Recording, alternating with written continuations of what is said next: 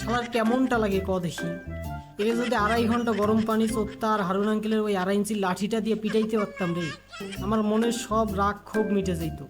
তোর এক্সপ্রেশন দেখে মনে হচ্ছে তুই অনেক হট হয়ে যাচ্ছিস।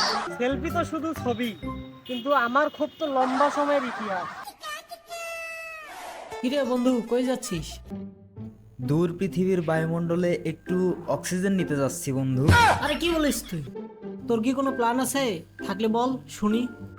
চল বসে কথা বলি। আমার প্ল্যান করতে গিয়েই তো জীবনটা শেষ হয়ে যাচ্ছে রে বন্ধু। জীবনের আগা কোনটা মাথা কোনটা কিছুই তো বুঝতেছি না।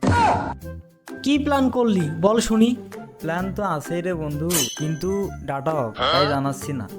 প্ল্যানের সাথে ডাটা অফের কি সম্পর্ক বুঝলাম না। আরে বন্ধু, সেটাই যদি বুঝতি, প্ল্যান করতে গেলে মস্তিষ্ক আপডেট দরকার, আর ডাটা অফ থাকলে আপডেট কিভাবে পাবো?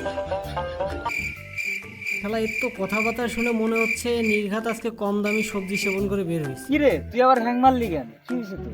না মানে বন্ধু, আজকে কি তুই মেয়াদ উত্তীর্ণ কিছু সেবন করছিস নাকি?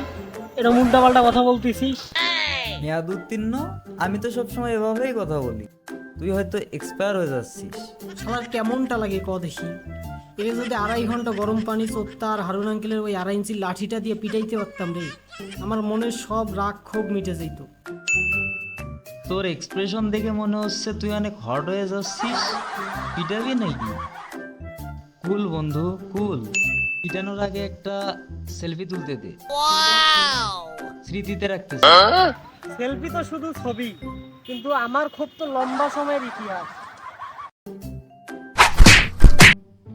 ভিডিওটি ভালো লাগলে অবশ্যই লাইক, কমেন্ট এবং শেয়ার করতে ভুলবেন না। আমাদের পাশে থাকার জন্য আপনাদের অনেক ধন্যবাদ।